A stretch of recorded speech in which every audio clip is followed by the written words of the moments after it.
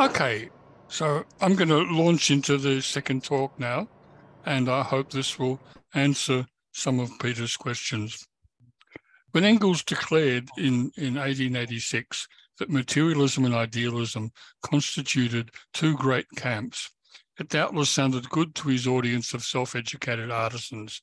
A young worker in East London put it best for me when he asked rhetorically, "Who built Hadrian's Wall?" But the endless repetition of this idea over the next 150 years has not been helpful. Materialism stands opposed to idealism along at least 6 different axes, and in no case is truth entirely on the side of materialism. 1. Hegel described himself as an idealist. Hegel was the final product of a philosophical movement known as German idealism, which arose in Germany in response to Kant's critical philosophy. Kant had aimed to resolve the impasse between empiricism and rationalism and skepticism and dogmatism.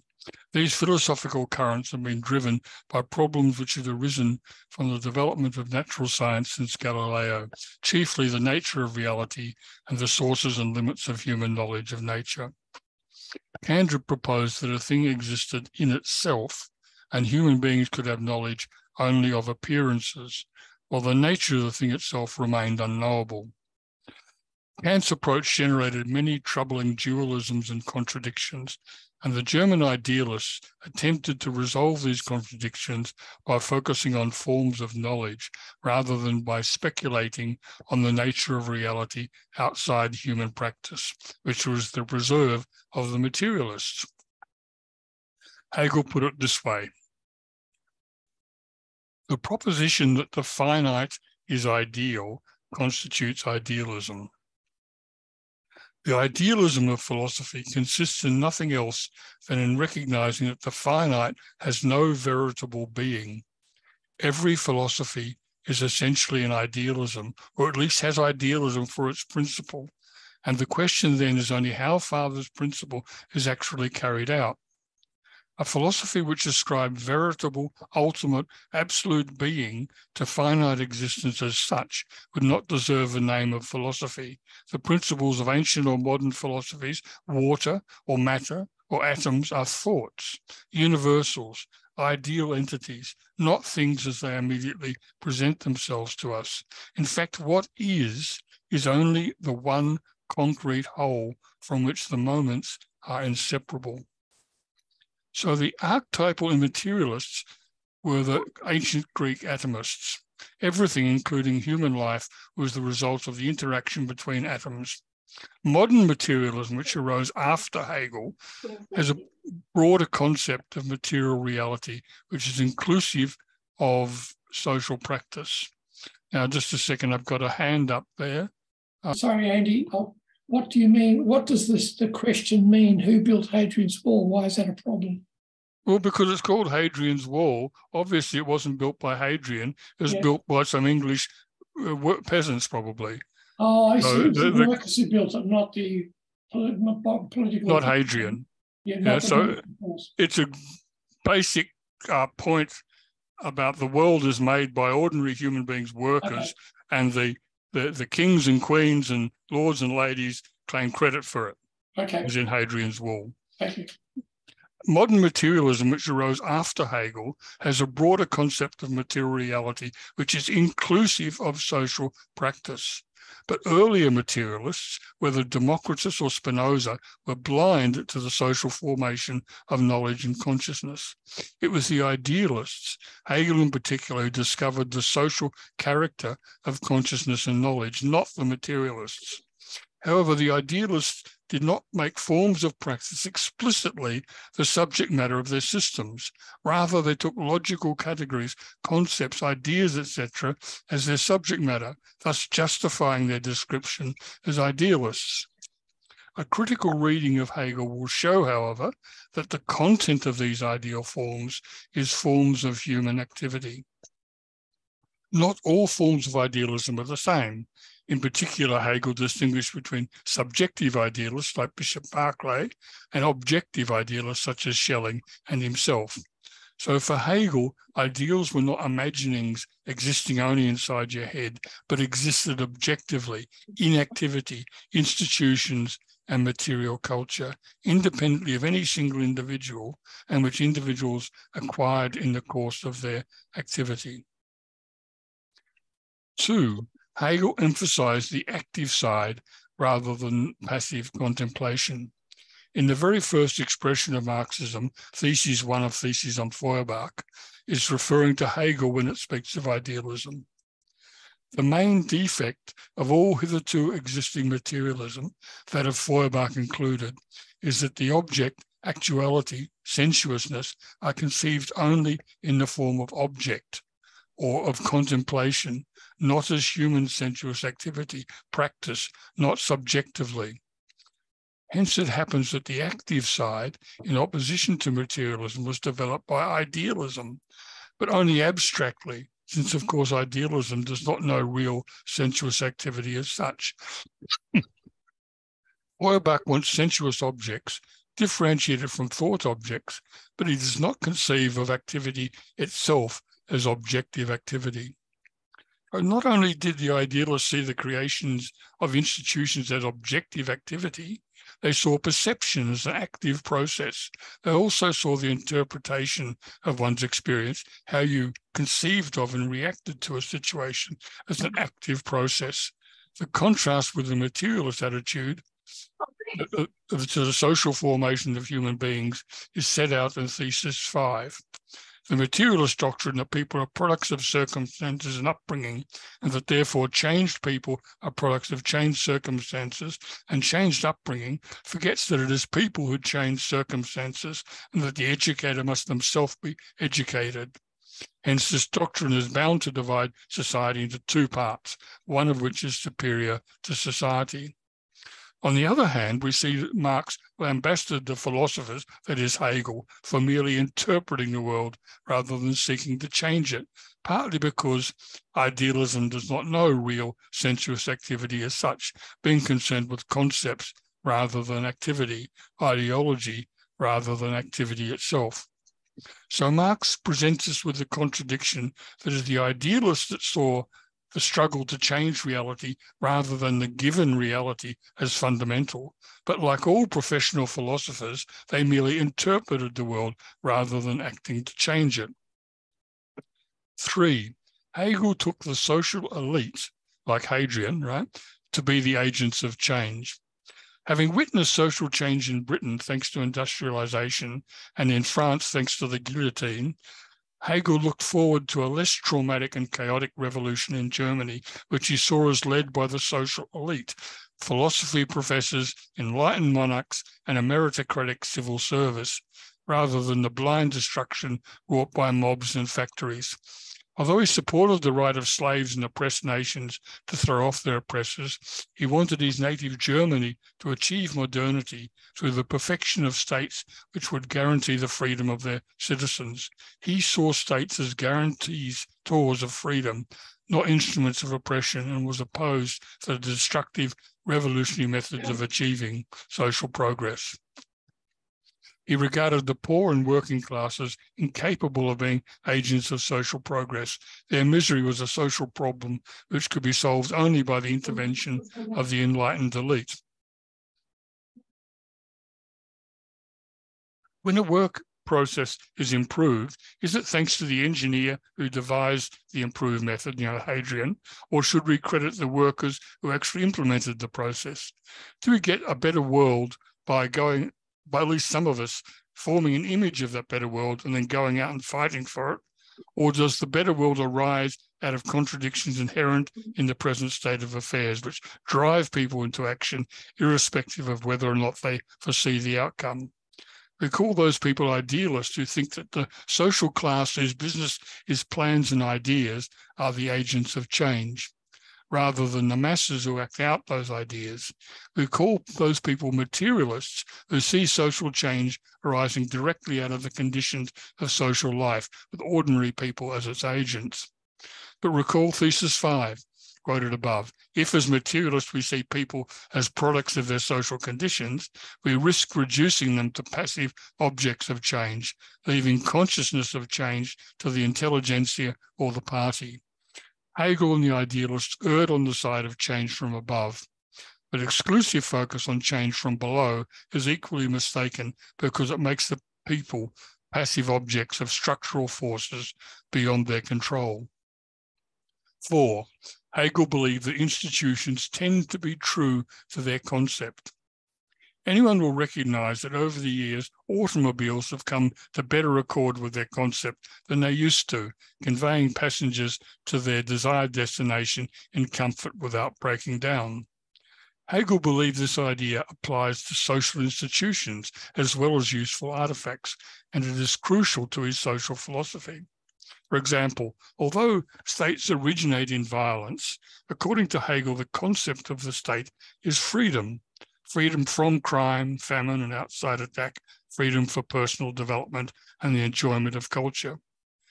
That is to say, a worthwhile concept, once it comes into being, will tend to realize itself in increasingly perfect forms and only collapses when the concept becomes out of step with its conditions. In this sense, Hegel sees the logic of concepts as the driving force in history. Marx responded in this quote I've already given you. History does nothing. It possesses no immense wealth. It wages no battles. It is man, real living man, who does all that, who possesses and fights. History is not, as it were, a person apart, using man as a means to achieve its own aims. History is nothing but the activity of man pursuing his aims. Here Marx is expressing a materialist position in that people are not to be seen as captive ideas, but as real actors. It's also idealist, isn't it? How do you say this? But if Marx is not to be accused of voluntarism, we must take account also of his aphorism, men make their own history, but they do not make it as they please. They do not make it under self-selected circumstances, but under circumstances existed already, given and transmitted from the past.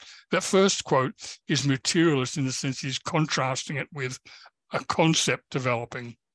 Marx is saying that people's activity change. Okay, so it appears to be materialist. So you can see it's also idealist. That which is transmitted from the past, the institutions, symbols and beliefs built up by people over centuries, unfolds in a way that Hegel ably described with his dialectical idealist philosophy. But how people make use of those conditions is not always logical. People do not always do what they have to do, so to speak. Marx's insistence that the realization of an idea is a matter of struggle is an important corrective to the idealist vision of history unfolding according to rational principles. But it has always been the idealists who have emphasized human agency in social change. When Hegel talks of concepts as if they were living creatures with a will, he is only agreeing with Marx when Marx said, theory becomes a material force as soon as it has gripped the masses. 5. Hegel minimized the effect of mundane relations on institutions. In his philosophy of right, Hegel is sometimes unbelievably naive. He thinks that the civil service is a meritocracy which serves the public good. Doesn't even consider that civil servants look out for themselves like everyone else. It doesn't matter to him how judges are appointed or from what social class they are drawn, because it is their concept to apply the law to individual cases, not further their own class or political agenda. And that the constitutional monarch, as the traditional owner of the land, is an extremely wealthy person, does not cause Hegel to suspect that their judgment might be prejudiced by their wealth. Marx ridicules this idealism, noting that a civil society necessarily operates within the civil service. Hegel seems to think that officials react according to their job description. Marx does not believe this. Everyone knows that the remuneration structure is what determines an employee's action far more effectively than the organization's mission statement. In the USA, for example, everyone seems to accept that Supreme Court judges act according to their own political agenda. However, in most developed countries, despite the fact that judges are always drawn from the most privileged sections of society, the law does generally tend to develop and be applied in a rational fashion worthy of writing up in the law books, rather than being a naked expression of class prejudice. What is more, when decisions are made which are expressions of naked class prejudice, there is public outrage, appeals, and political pressure. Even if it takes centuries, there is some merit in the aphorism, the truth will out. In the long run, Hegel's idealism in this sense often turns out to have more truth than a cynical materialism would suggest. Science advances, for example, despite the rewards that are offered for conformism. 6. Hegel overestimated speculative reason relative to the social process itself. Hegel first published the Encyclopedia of Philosophical Sciences in 1817. In this monumental work, he aimed to outline, among other things, the entire development of natural science. But natural science did not progress by the writing of ever more perfect encyclopedias. Rather, individuals and groups beavered away on narrowly defined problems, all the while lacking any sophisticated view of the whole. And gradually, over the decades, the separate strands more and more came into contact with one another, and viable overall scientific visions gradually emerged. Each strand of research was influenced by the discoveries and theories and techniques and tools produced by the others. The scope and complexity of the interconnectedness of human activity developed, throwing up new insights, new techniques endlessly, way beyond the subjective capacity of a single mind to plan or predict. Every insight, every discovery is the product of a human mind, but the process as a whole is a gigantic, objective social process. At each moment, the latest discovery to come out of the endless unfolding of human practice is intelligible in the light of what has gone before, what has already been discovered, and who can tell what the next discovery would be. As I referred to before, when Marx wrote the Communist Manifesto, he left many questions unresolved. One of these was the question of whether the workers' movement could seize power and how they would use this power. Marx did not attempt to work this out in advance. He waited until the Paris Commune demonstrated what the workers' movement would do. He then amended the manifesto accordingly, adding to the 1872 preface the words, "One thing especially was proved by the Commune, namely that the working class cannot simply lay hold of a ready-made state machinery and wield it for its own purpose." Likewise, in the writings of Capital, Marx took as his starting point not the concept of value as such, but the simplest social form in which value was manifested, the exchange of commodities.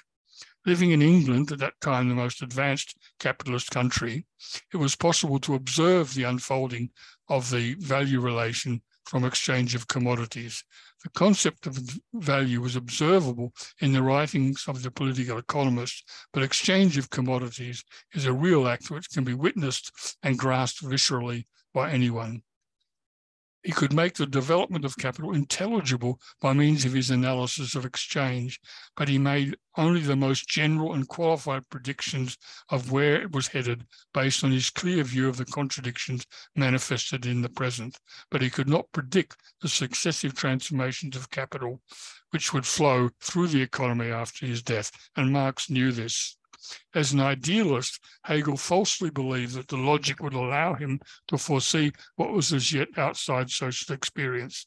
Given he was writing in 1817, before the Michelson-Morley experiment, the microscope and Darwinism, and the burgeoning of natural scientific investigation during the 19th century, it is obvious that the project of the encyclopedia was untenable. Only the social processes of itself as a whole outside the head can work out and reveal the real content of a concept. But this insight is available to the theorists to the extent that they can observe and make intelligible what exists and what is already at least in the process of formation.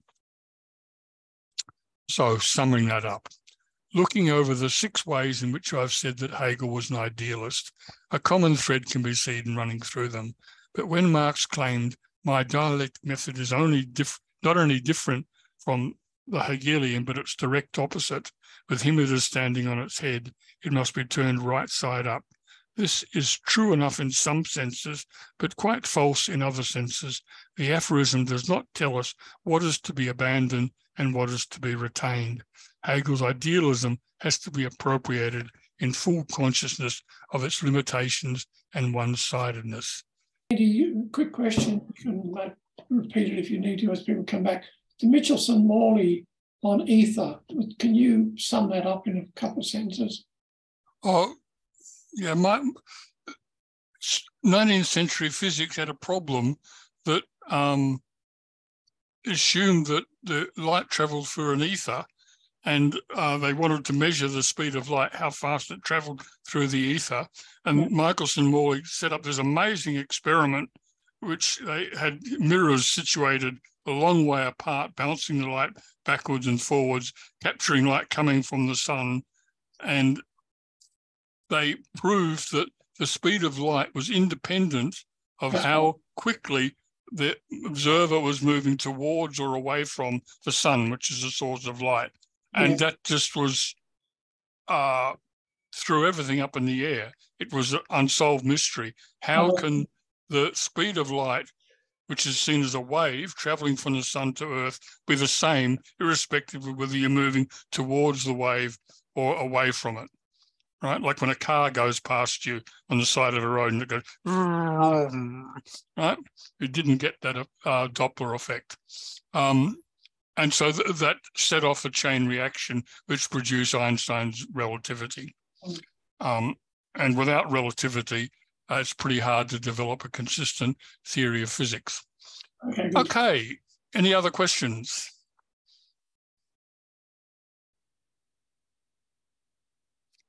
Matthew. Hi there. First of all, thanks for the lecture so far. I'm very excited to see where we go with all that. I was just having a little bit of a chat about, in the breakout group, something that's sort of been on my mind for a little bit, and one of the reasons why I was very excited to sign up for this class, but was, I think, traditionally where I sort of come from was sort of viewing that Marx, basically got things right in terms of, how the world changes and develops and, produces, new things or how it evolves.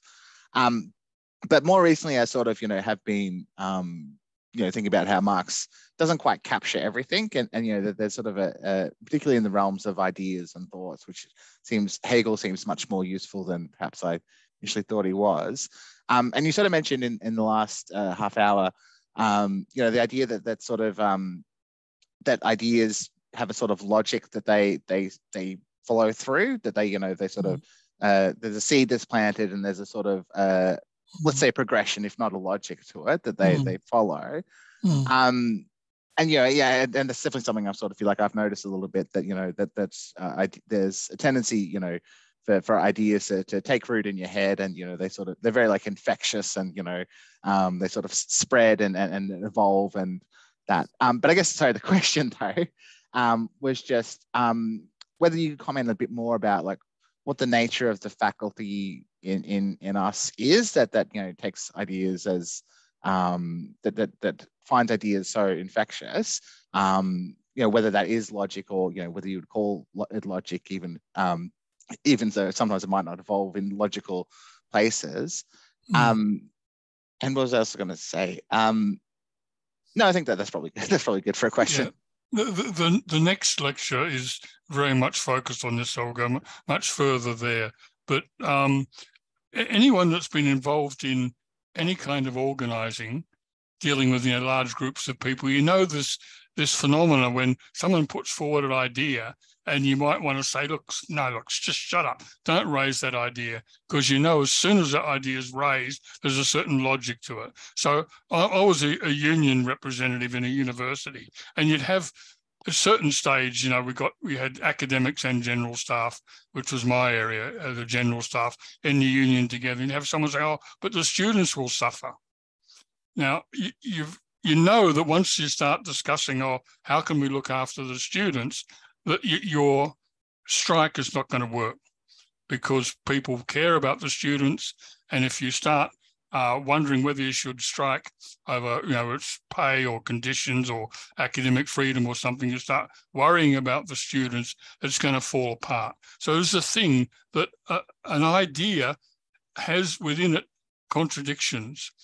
And what a contradiction means is that if you follow through that idea, see how far you can take it, at a certain point, its limitations break. You go past a certain limit where the idea doesn't apply anymore.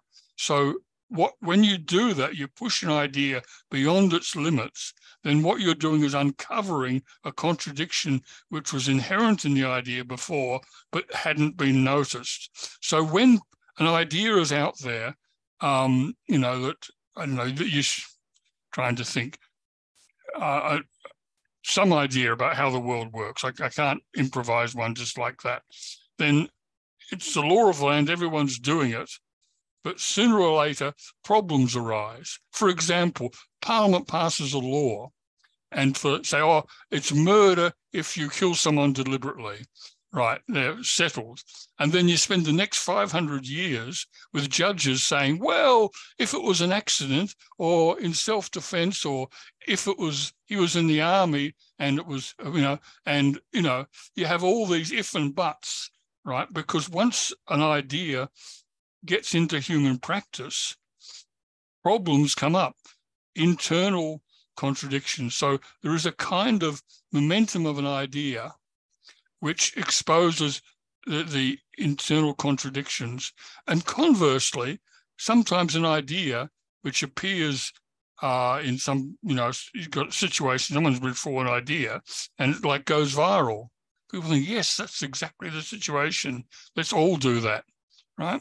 So there's that kind of thing that an idea has this tendency to break down and generate contradictions. On the other hand, it can grow and extend and become more concrete. Okay. The thing is to try and understand that you're faced with what is an idea. But before you even know what an idea is, if you're a person dealing in this, like you're active in the union or you're running campaigns or something like that, other than just mindless sort of factory work, you're going to face this problem of ideas have their own momentum. Rachel. Hi there. This was loading up for a next question. I put my hand up. Is that okay? Or are you? Yeah, go for it. Okay. Yeah. I'm really sorry if I'm misunderstanding some of your points in the first couple of hours here, but the way you've presented Marx appears to be largely as an idealist in maybe a different way to is commonly accepted as something because he's pushed by ideas, buttressed by ideas. I've always read Marx as a materialist, and I've studied Marx with him as a materialist. And the way that you described materialism to me sounded like it was being equated with a sort of determinism, and quite a hard determinism, because at some point you mentioned, it's all atoms and so on and so on, which is not something that I've ever seen as inherent to materialism at all. Because you have agents with a free will. You can, whether or not Marx discusses a free will or not, it's not inherent within materialism, is what I'm saying. And I don't necessarily know where the support for him as an idealist comes from, or the sort of broad version of idealism that's being pushed forward. In the sense that, as a pithy example, when you look at the development of history of Europe, right? You have natural resources that are available in Europe that are not available in, say, East Asia or Africa or so on, so on. When you look at population density, when you look at the weather, these are all material points, right? Whether or not Europe has weather that's going to be able to allow society to move itself forward, in quotes, is very much a material fact, right? If you're living in a very muggy climate with a dense population where disease is easier to spread, you're going to react very differently to those material conditions. That's materialism. that I've always understood it as. And Marx, when discussing capitalism and, you know, the development that England has, for example, was, you know, he focused on England as the most advanced capitalist state. That all strikes me as very materialist. He's looking at examples where the material conditions were such that capitalism could thrive, that it did thrive. Other places that those conditions exist in, and Marxists that came after him, you know, looked at their social conditions. I know Lenin was brought up earlier. I think, you know, Russia arguably did not have the social conditions ready for communism, needed to go through capitalism. I don't see him as an idealist. I don't think it was ideas that pushed all of this forward. It struck me very much as material conditions that pushed all this forward. Okay. First thing is the materialism, the meaning of materialism when Hegel's writing in the first part of the 19th century just refers to the atomists, right? Not only the atomists, but the other people that literally speculated about the nature of the world. And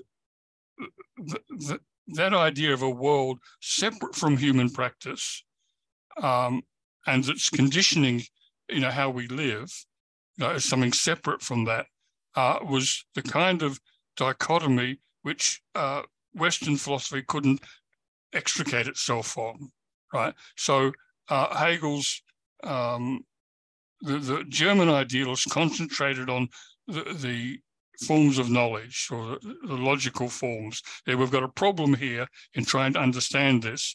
So let's try and see that the theoretical tools we're using are right. So that's why they were called idealists. Now, after that, I mean, one of the things that comes out of Hegel's work is the understanding is, remember right at the beginning of this, I said, every person is a son of their times, and you cannot leap out of your times. Now, that's a basic materialist idea. And Hegel developed that, you know, the nth degree, looking at whole societies and their forms of culture and their beliefs as an integral whole, right? And he going to put it. So the basic idea of what's called historical materialism, that the ways of thinking, the forms of culture, the superstructure, if you're right, grow out of conditions of the forces of production. We really owe that to Hegel, but he worked it out in an idealist way. Now, Marx, of course, would murder me if he was around for suggesting he was an idealist, because it was a loaded political term at the time. He came into political activity against the young Hegelians who were you know, going to put it explicitly, idealists. They were ultra radical sort of revolutionaries who wanted to overthrow anything and really were ignorant of the necessary social premises for making the revolution they wanted to. Now, Marx, of course, is paying attention. He's happy to, I mean, he didn't move to England voluntarily, of course, he was exiled, but he was happy to be in England because there he could study the development of modern capitalist production. But so there's a lot of truth in what you say. But the thing is that the same nature, same natural conditions can produce very different social outcomes, right? And that depends on what we do with them, right? A flood or an earthquake in one part of the world produces devastation, and it's hardly noticed in another because human beings have built infrastructure that can withstand it. But the most telling point is how change is brought about. Generally speaking, looking back on the whole sweep of history, materialism looks very good because you see material conditions being changed by people as a result, giving a rise to new ideas, right? And the idea that how people earn a living, keep themselves alive is basic, is an idea that Marx grasped, whereas Hegel more looked at how constitutions would decide how a nation would develop, right? So there's a difference there.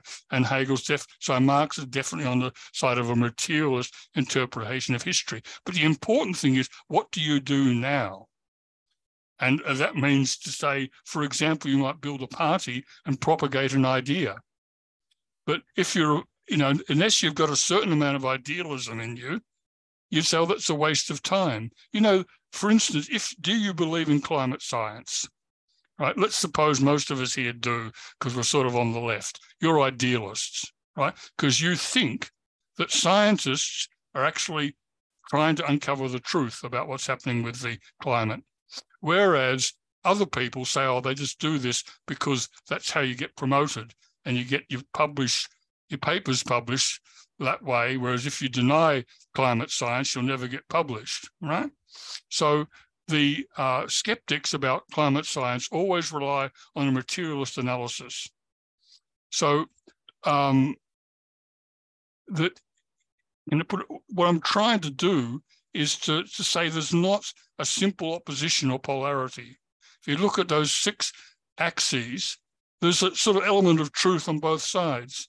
Yeah, that there's a lot to be said about idealism in certain respects and not others. Yeah. Now, I'll be dealing with Vygotsky later on, and Vygotsky deals in great detail about how we determine our actions. And he doesn't think that you develop some idea in your head and then that makes you do something. He's got a very materialist kind of analysis of self-control and so on. Very hard through that to see where voluntarism comes in. So we have to maintain that scientific materialism right through, and never introduce ghosts that move things around, but it's quite challenging, but that will come in time. Just one tiny little point. Is that use of the term idealism to describe like a belief in climate science accurate? Because is there not another view of that which is saying these climate scientists are going from actually existing data? It's not an idea of data. It is very much real data. And the models, don't get me wrong, modeling is its own discussion point, right? But it seems more like the sort of informal use of the word. You're an idealist. You're hoping for the best of things. Whereas a philosophical idealist could very easily be a pessimist. The idea that if you've got a set of data, this necessarily leads to a certain analysis doesn't really stand up nowadays. That people, for example, I first heard about the climate crisis in 1972. I didn't believe a word of it because this was just at the beginning of the Great Recession, and I just thought it was Willy Brandt and Ted Heath trying to get us used to the idea that we were going to get poorer. It turned out that they were quite correct. But I don't know if you're familiar with the work of Thomas Kuhn, who's made a study of the development of science, and he makes the sort of point is just having the right data doesn't necessarily lead to a correct hypothesis explaining the data. That to do that requires someone to sort of break ranks and say something that appears to be impossible. Then you start collecting appropriate data, and then, of course, you understand it. So the data actually arises from the theory. People didn't do the sort of measurements required to measure the changing climate before the proposals put forward that the climate is changing. Once they put that forward, people started measuring ocean temperatures, doing ice cores and things. That generated the data. Of course, I believe it as well. If I say you're an idealist, I believe that on the whole, scientists are rational in what they do. That's sort of, go on. The data does exist, though, in a material sense. Those things, we didn't measure them. But I guess I was caught up in the idea that idealist means someone who is looking at the preconditions for the sort of traditional Kantian sense of the term. But sure, yeah. I see it's maybe a little bit wider. Thank you. Sorry for the time. Wider. Okay, Phillipa. Hey. Oh, sorry. 1 second. Go for it, Phillipa. Sorry, I was having trouble with my camera. I was just going to say, this is more of a statement, I guess, leading to a question, but thanks for asking that question. I think it was really clarifying. I think Matthew has said in the chat, which I very much agree with, is it seems like the point that's being raised here is this, I guess, that there is this dialectic between idealism and materialism. So potentially these like more classical definitions of those things don't hold up. But that obviously becomes confusing because, it means that there's shared characteristics across both. So there's no longer like clear definitions. But I think that's probably the way that I've started thinking about it from what you've been writing, Andy, and reading what you've been writing. And I started reading the beginning of Andy's book, Hegel for Social Movements. And I think what's helping me clarify this dialectical relationship between idealism and materialism as well is the idea that basically spirit, or this like monist philosophy, is norms. So like the totality of constraints, I put it in the chat earlier, but constraints and opportunity for all activity, which you could take to be all human activity, or if you don't want to limit to that, then just all activity itself. And I think that potentially helps demonstrate or illustrate that, norms aren't limited to either, just like material conditions propelling us towards ideas, or this idea of the base, in Marxist terms, determining the superstructure, but at the same time, coming from this purely rationalist point of view, where you start out with like a minute concept and build everything from there and believe that all material reality follows. So this idea of the superstructure as somehow determinate also doesn't really hold up. So thanks, Andy. I've never thought about that there's this dialectical relationship between idealism and materialism. So that's been really cool. But I am also still getting confused between it all. The main idea is to call into question a simple polarity and placing it off on one side to recognize that it ain't as simple as that. And there's no simple answer as well. I can't give you an idealist materialism that's just right. It's a complex thing. So I'm just really drawing attention to that. So that's really fine. Ryan. Thanks again for all those comments in the second lecture. I wanted to ask a bit of a pre-question about, you started off by saying the difference between Hegel and Marx is the times they live in. I wanted to ask about, why is it necessary to answer that question? Like, when and why does the question of the difference between Hegel and Marx, the nature of that difference, arise? Certainly, say, even in Marx's lifetime or in the 20th century. Why does it arise? Why does it come down to, and when does it come down to, like a distinction between one as a materialist, one as an idealist, as like a dismissal of idealism? Like, what are the circumstances where the question is even raised, and why is there a difference between Hegel and Marx? Well, because I'm being a materialist here, aren't I? Because I'm saying ideas arise out of the material conditions at the time. And by material conditions, I mean social conditions, really. And I'm making the point, of course, because I'm interested in suitable, powerful ideas now. So when we look at how Marx had to appropriate what he got from Hegel a mere 30 years later, we're trying to appropriate, or some of us are, what we got from Marx 150 or 160 years later. And therefore, we've got to be sensitive to the fact that when times change, theories have to change as well. So where in this is there some firm anchor? Yeah, we've got these really important thinkers from the past, which we want to learn from, it's obvious that if you tried to imitate Hegel in 1848, you'd be the laughingstock.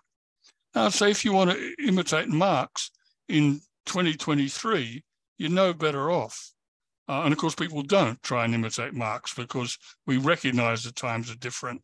So the question is to try and see how deeply the times affect philosophy and thinking and politics.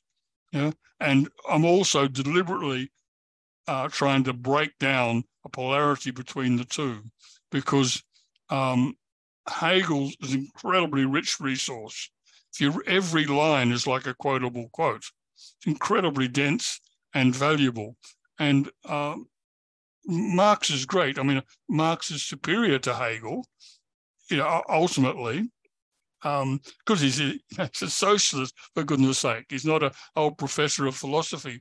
But you want to keep that resource of Hegel's philosophy. So understanding why he writes like that, how, for instance, idealism arose because there wasn't a revolutionary working class.